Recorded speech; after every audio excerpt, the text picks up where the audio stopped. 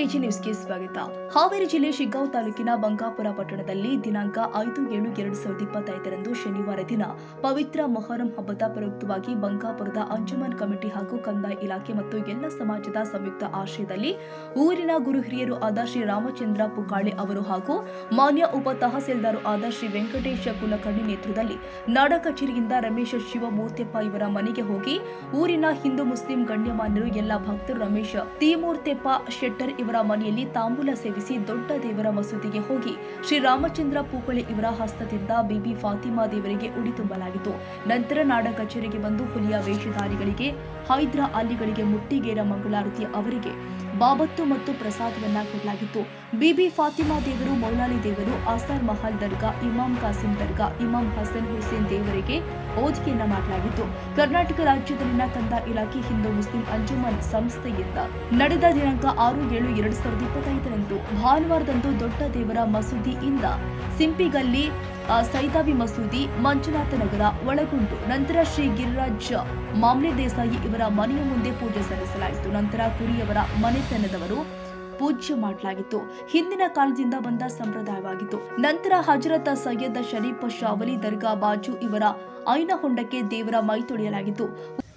ನಮ್ಮ ಬಿಬಿ ಫಾತಿಮಾ ನಮ್ಮ ಮನೆಯಿಂದ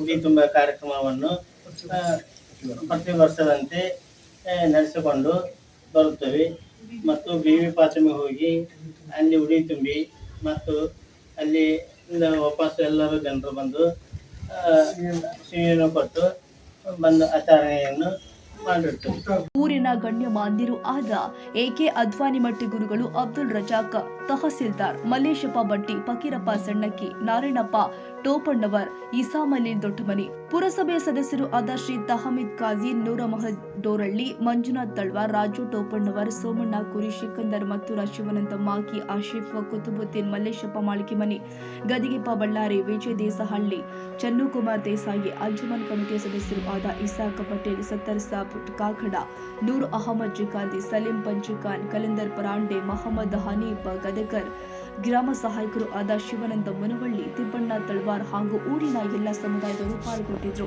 ರವಿರಾಜ್ ಶಿಗ್ಗಾಂವ್. ಕನ್ನಡಿಗರ ಮೆಚ್ಚಿನ ನಿಮ್ಮ ಎಜೆ 24/7 ನ್ಯೂಸ್ ಕನ್ನಡ ವಾಹಿನಿ ಇದೀಗ ಟಿವಿಯಲ್ಲಿ ಲಭ್ಯ. ವೇಳೆ ನೋಟಿಸ್ ಕೊಟ್ಟಿದ್ರೆ ವಾಪಸ್ ತಗೋತೀವಿ. ಇವತ್ತು ವಕ್ಫ್ ಪ್ರಾಪರ್ಟಿ ಅಂತೇಳಿ ಬರ್ತದೆ ಅಂತ ಹೇಳಿದ್ರೆ ರೈತರ ಬೀದಿಗೆ ಬಂದ್ರೆ ಏನ್ ಮಾಡ್ಬೇಕಾಗತ್ತೆ? ಯಾರು ವೋಟ್ ಹಾಕಲಿಲ್ಲ ಅಂದ್ರೆ ಗ್ಯಾರಂಟಿನೆಲ್ಲ ಸ್ಟಾಪ್ ಮಾಡ್ಬಿಡ್ತೀವಿ.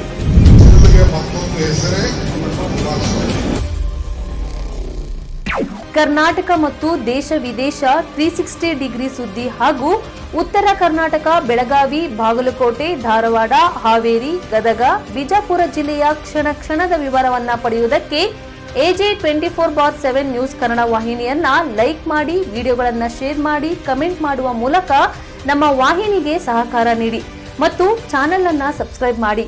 ಧನ್ಯವಾದಗಳು.